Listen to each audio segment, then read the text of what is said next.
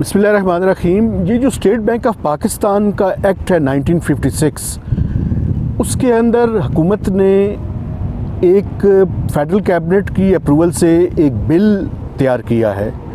उस बिल के अंदर इसी तरह से महसूस हो रहा है जैसे पाकिस्तान में state with in the state बना दी गई है। ये मैं क्यों कह रहा हूँ, उसकी बुनियादी वजह ये है कि आप ये देखें कि उसके अंदर ऐसी अमेंडमेंट्स की गई हैं कि अगर आपने किसी भी मुल्क के अंदर स्टेट बैंक ऑफ पाकिस्तान को या सेंट्रल बैंक को ऑटोनॉमी देते हैं तो उसके साथ साथ उसकी अकाउंटेबिलिटी को भी उसी के साथ मुंसलिक किया जाता है।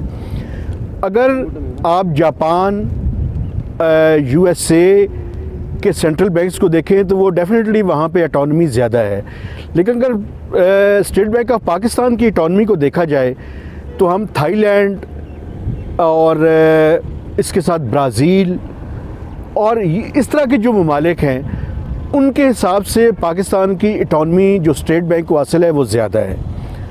अगर आप ये बिल इतना ही ज़बरदस्त होता तो ये IMF के प्रोग्राम के अलावा इसको क्यों नहीं लाया गया। IMF का प्रोग्राम के तहत, ये डिक्टेशन के तहत इस बिल को इंट्रोड्यूस किया जा रहा है और इसके तहत आप मिनिस्ट्री ऑफ फाइनेंस का रोल बिल्कुल ख़त्म कर रहे हैं। देखिए, हुकूमत की जो किसी भी मुल्क की इकनॉमिक पॉलिसीज़ के दो बुनियादी जो है वो अंसर होते हैं। एक उसकी मॉनेटरी पॉलिसी होती है, एक उसकी फ़िस्कल पॉलिसी होती है। Monetary policy state bank of Pakistan की डोमेन है और जो फ़िस्कल पॉलिसी है वो मिनिस्ट्री ऑफ फाइनेंस और गवर्नमेंट ऑफ पाकिस्तान की डोमेन है। इन दोनों के दरमियान सिनर्जीज़ डेवलप करने की ज़रूरत होती है, इन दोनों के दरमियान एक ताल्लुक़ पैदा करने की ज़रूरत होती है, ताकि मकसद ये होता है कि उस मुल्क की ग्रोथ रेट को बेहतर किया जा सके। और जब ग्रोथ रेट बेहतर होता है तो उसके नतीजे में अनएम्प्लॉयमेंट यानी बेरोज़गारी भी ख़त्म होती है और गुर्बत में भी कमी लाई जा सकती है। अब जो स्टेट बैंक ऑफ पाकिस्तान का ऑब्जेक्टिव दिया गया है वो सिर्फ प्राइस स्टेबिलिटी है। प्राइस स्टेबिलिटी, आप ये देखें कि अगर आप इन्फ्लेशन को मेजर करना चाहें तो देखिए, दुनिया में डिमांड साइड से इन्फ्लेशन जो है वो आती है और सेंट्रल बैंक फिर उसके नतीजे में इक़दाम करके उस इन्फ्लेशन को सप्रेस करने की कोशिश करता है। लेकिन अगर पाकिस्तान में आप अफरात ज़र के बुनियादी अनासर को देखें तो दो बुनियादी अनासर हैं जिसके नतीजे में अफरात ज़र जो है पैदा होता है। एक तो सप्लाई साइड की कंस्ट्रेंट्स है, मसलन आपकी गंदम की फसल या और कोई ज़रूरी अजनास की फसल ख़राब हो गई तो आपके मुल्क में इन्फ्लेशन जो है वो बढ़नी शुरू हो जाती है। दूसरा उसका ऐसा एडमिनिस्ट्रेटिव प्राइसेस है, मसलन बिजली की कीमतें हो गई, गैस की कीमतें हो गई। अब ये दोनों जो हैं वो फेडरल गवर्नमेंट उनका तयन करती है।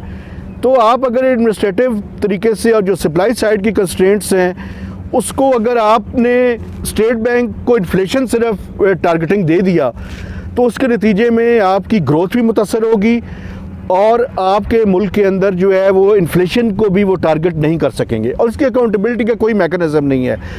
उसके तहत जो है वो अब स्टेट बैंक का गवर्नर जो है वो किसी को अकाउंटेबल नहीं है। पार्लियामेंट में 1 साल की उसे रिपोर्ट पेश करनी है और हम ये देख चुके हैं कि फिस्कल रिस्पॉन्सिबिलिटी और डेट लिमिटेशन एक्ट के तहत हालांकि वायलेशन पे एक रिपोर्ट पेश करने के साथ साथ फाइनेंस मिनिस्टर को ये कहा जाता है कि वो उसको एक्सप्लेन भी करे कि उसकी वायलेशन क्यों हुई है। लेकिन पिछले जब से ये 2005-06 से ये लॉ बना है, एक दफ़ा भी पार्लियामेंट ने किसी ने ये सवाल ही नहीं उठाया और ना किसी ने इस बात पे बहस की है। तो मैं समझता हूँ कि ये जो लॉ है इसके तहत state with in the state बन जाएगी और ये पाकिस्तान के मफाद में नहीं है और इसको पार्लियामेंटेरियंस को सबसे ज़्यादा रेजिस्ट करना चाहिए। PMLN तो यहाँ तक कह चुकी है कि अगर आपने इस बिल को बलडोज कर दिया तो जब उनकी हुकूमत आएगी तो वो इसको रिवर्स करेंगे। मैं समझता हूँ पाकिस्तान की तमाम पॉलिटिकल पार्टीज़ को इसके बारे में बात करनी चाहिए और इसके ख़िलाफ़ एक बाकायदा मुहिम करनी चाहिए विद इन द पार्लियामेंट और आउटसाइड द पार्लियामेंट। क्योंकि अगर इस तरह से ये लॉ पास हो गया तो सेंट्रल गवर्नमेंट, जो फेडरल गवर्नमेंट कोई लोन नहीं ले सकेगी। आपको किसके पास लोन लेने के लिए जाना पड़ेगा? कमर्शियल बैंक्स के पास। और कमर्शियल बैंक्स किस ताकत में आ जाएंगे कि वो आपकी मॉनेटरी पॉलिसी को डिक्टेट कर सकेंगे। वो ये कहेंगे कि आप मॉनेटरी पॉलिसी के तहत इंटरेस्ट रेट को में इजाफा करें ताकि वो किसी तरह की और प्राइवेट सेक्टर को लैंडिंग ना करें और गवर्नमेंट को ही लैंडिंग करते रहें। तो मैं समझता हूँ ये बिल के जितने नुकात हैं ये पाकिस्तान के जो इस टाइम इकॉनमी के मफादात हैं उनके हक़ में नहीं है। इसलिए तमाम पॉलिटिकल पार्टीज़ को मिल के इसके खिलाफ जो है वो जदोजहद करनी चाहिए। Thank you very much.